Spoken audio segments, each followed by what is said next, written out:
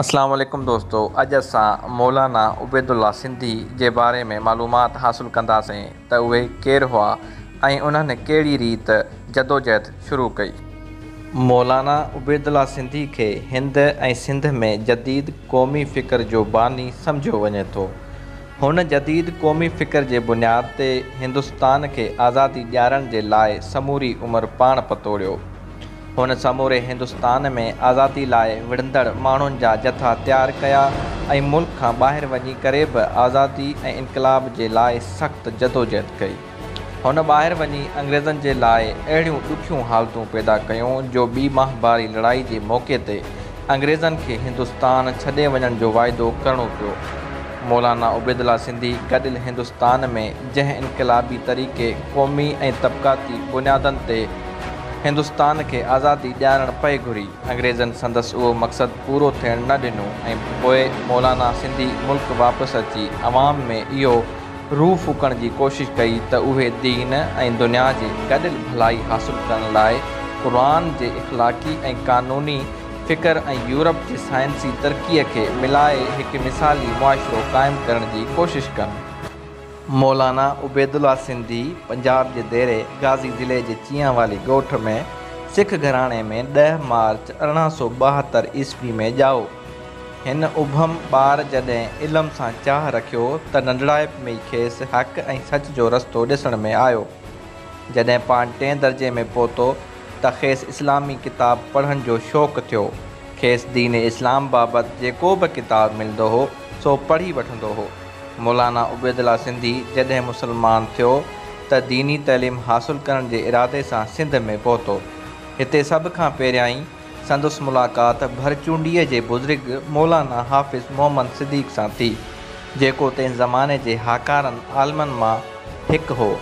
उन ई भलारे बुज़ुर्ग जॾहिं हिन नौजवान जे दीन लाइ जज़्बे खे ॾिठो तॾहिं वॾे प्यार ऐं पाबोह सां खेसि चयाईं, ए उबैदुल्ला, तूं इस्लाम वास्ते पंहिंजा अज़ीज़ छॾिया आहिनि। अॼु खां वठी आऊं तोखे पंहिंजे पुटनि जहिड़ो दर्जो ॾियां थो। नौजवान उबैदुल्ला ते उन्हनि लफ़्ज़नि अहिड़ो त असरु कयो जो हुन पंहिंजे नाले पुठियां सिंधी लफ़्ज़ जो इज़ाफ़ो कयो। उन खां पोइ उबैदुल्ला सिंधी सॾाइणु लॻो। ॻच अरसो भरचूंडीअ में रहण खां पोइ मौलाना उबैदुल्ला सिंधी वधीक तइलीम जे लाइ देवबंद ऐं दहली जे मदरसनि में पढ़ियो। उते हिंदुस्तान जे हिकु वॾे इनक़लाबी शेख़ुल हिंद जी शागिर्दी हासिलु थियसि। पाण 1899 ईस्वी में इल्मु हासिलु करण लाइ सिंध छॾी हुआईं ऐं 1891 ईस्वी में वरी मोटी आयो। उन वक़्तु अमरोड शरीफ़ सिंध जे अंदरि आज़ादी जी तहरीक ऐं दीनी तइलीम जो मर्कज़ बणियलु हो। उन करे पाण उते अची उसियो। मौलाना उबैदुल्ला सिंधी पंहिंजे वक़्त जो नामियारो आलिम ऐं इस्लाम जो सचो सिपाही बणिजी चुको हो। कुझु वक़्तु अमरोट में रहण खां पोइ मौलाना सिंधी अची ॻोठ पीर झंडे ज़िले हैदराबाद में दारुल इरशाद नाले हिकु मदरसो क़ाइमु कयो।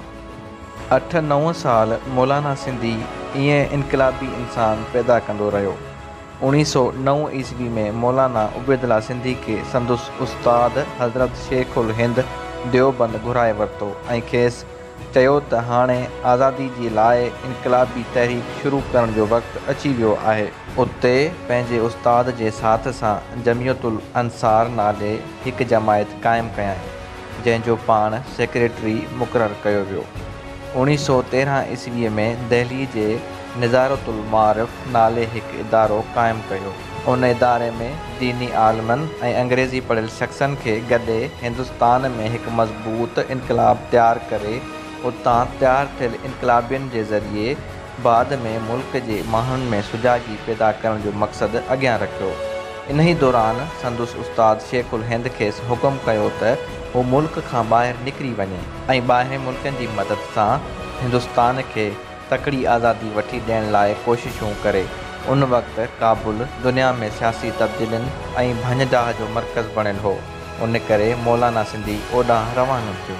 सभ खां पहिरीं हिन कोशिशि वठी ॿाहिरि रहंदड़ मुल्की माण्हुनि जी हिकु जमायत ठहिराई, जंहिंजो पाण सदर मुक़ररु थियो। उन खां पोइ मौलाना सिंधी पंहिंजे दोस्तनि सां गॾिजी हिकु जलावतन हुकूमत क़ाइमु कई, राजा महेंद्र प्रताप उन जलावतन हुकूमत जो सदर ऐं मौलाना सिंधी वज़ीर आज़म मुक़ररु थियो। आज़ाद हिंद जलावतन हुकूमत जे क़ाइमु थियण खां पोइ मौलाना उबैदुल्ला सिंधी जो कमु कुझु हद ताईं सवलो थी पियो। हिकु तरफ़ दुनिया जी हक़ पसंद हुकूमतनि हिंदुस्तान जे मसइलनि तरफ़ तवजह ॾिनो ऐं ॿिए तरफ़ वरी सिंध तोड़े हिंद जी अवाम जा हौसला बुलंद थियण लॻा। मौलाना उबैदुल्ला सिंधीअ ॿियो मुख्य कमु हीउ कयो जो जुनूद रब्बानिया जे नाले सां हिकु फ़ौज जोड़ियाई।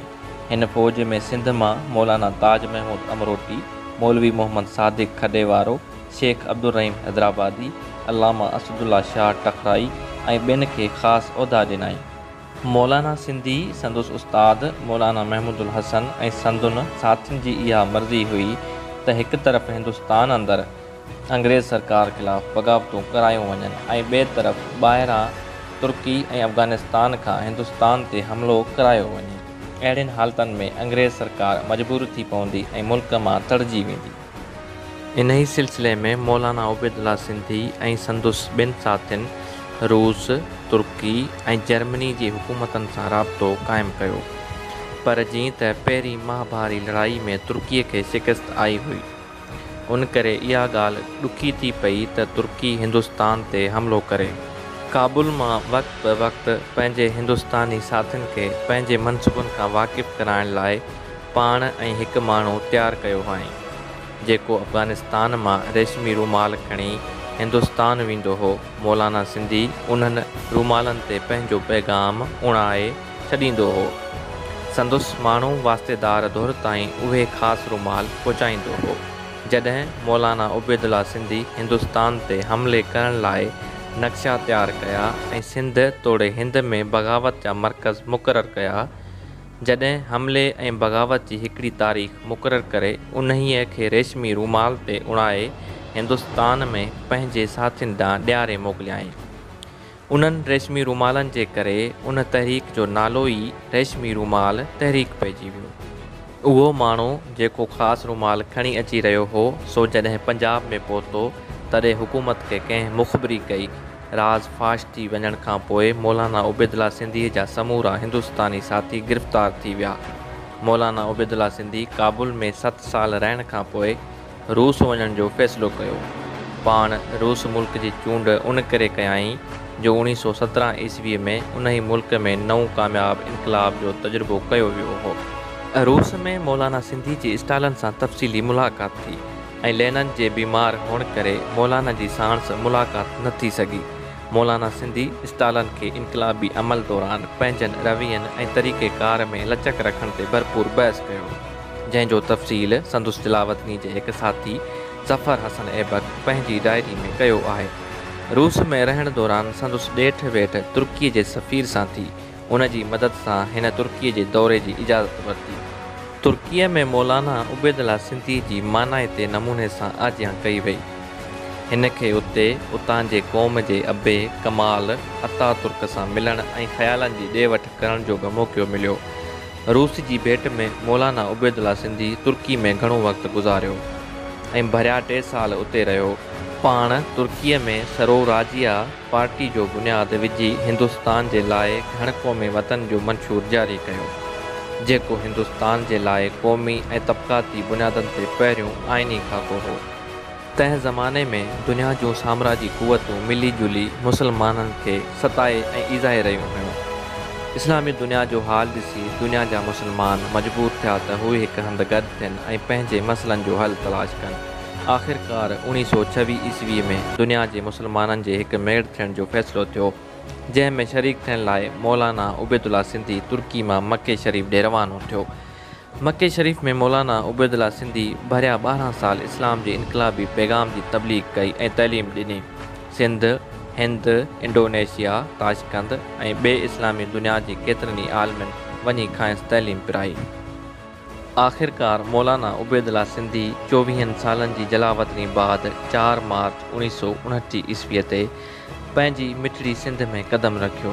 हिन बुज़ुर्ग इंसान वक़्तु विञाइण खां सवाइ डिसंबर 1939 ईस्वीअ में जमुना नरेंदा सिंध सागर पार्टी ठाहिण जो ऐलान कयो ऐं क़ौम खे ही पैगाम ॾिनो त हिंदुस्तान हिकु वाहिद मुल्क न सम्झो वञे, पर जीअं यूरोप घणनि ख़ुदि मुख़्तियारी क़ौमुनि में विरहायल आहे, तीअं हिंदुस्तान बि घण क़ौमी मुल्क आहे ऐं मुल्क खे पंहिंजी ज़बान आहे।